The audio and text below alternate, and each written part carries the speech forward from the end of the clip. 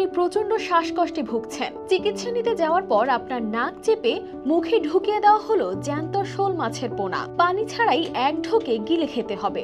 কেমন লাগবে? বমি করে ফেলে দিবেন? সেই উপায়ও নেই, কারণ নাকের পাশাপাশি মুখ চেপে ধরে রাখা হবে যতক্ষণ না আপনি মাছটি সম্পূর্ণ গিলে ফেলছেন। কারো কাছে এমন কাণ্ড অদ্ভুত লাগলেও হাঁপানি সারাতে এমন চিকিৎসার জন্য হুমড়ি খেয়ে পড়ছেন শত শত মানুষ। 1-2 বছর নয়, 178 বছর ধরে এইভাবে হাঁপানির চিকিৎসা চলছে ভারতের দক্ষিণের শহর হায়দ্রাবাদে। প্রতি বছর একটি নির্দিষ্ট দিনে তেলেঙ্গানার নামপল্লী এলাকায় হাজার হাজার মানুষ জড়ো হন শুধু এই ফিশ মেডিসিন নিতে। তারা লাইনে দাঁড়িয়ে থাকেন ঘন্টার পর ঘন্টা, হাতে শুধুমাত্র একটি ছোট্ট মুরেল মাছ পাওয়ার জন্য, যাকে বাংলায় বলা হয় শোল মাছ।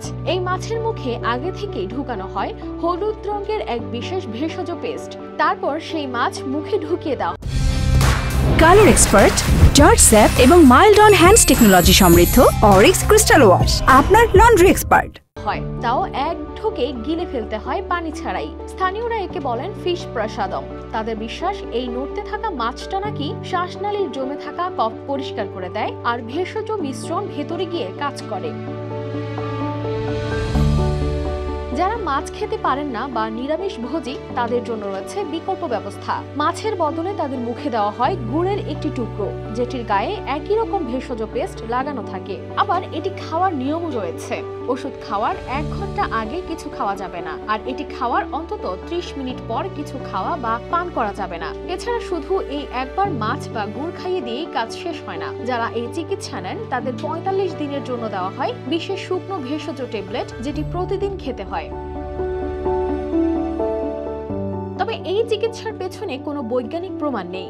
ডাক্তাররা একে ছদ্ম চিকিৎসা বললেও যারা নিয়মিত আসেন তারা বলেন তাদের সত্যি উপকার হয়েছে। এই ওষুধ বিনামূল্যে দিয়ে থাকেন বাথিনী হরিনাথ গৌড় পরিবার। তাদের দাবি, 1845 সালে এক সাধু তাদের পূর্বপুরুষকে এই ফর্মুলা দেন। তখন থেকেই শর্ত ছিল এই ওষুধের জন্য কোনোদিন টাকা নেওয়া যাবে না। জ্যোতিষীদের হিসাব অনুযায়ী প্রতি বছর দিনটি নির্ধারিত হয়, আর চিকিৎসা সম্পূর্ণ করতে টানা 3 বছর এই রীতিতে অংশ নেওয়ার পরামর্শ দেওয়া হয়। বলা হয়, যারা একবার শুরু করেন তারা পরের বছর নিজেরাই আবার ফিরে আসেন, এই আশায় এবার বুঝি মিলবে আরো খানিকটা নিঃশ্বাসের স্বস্তি।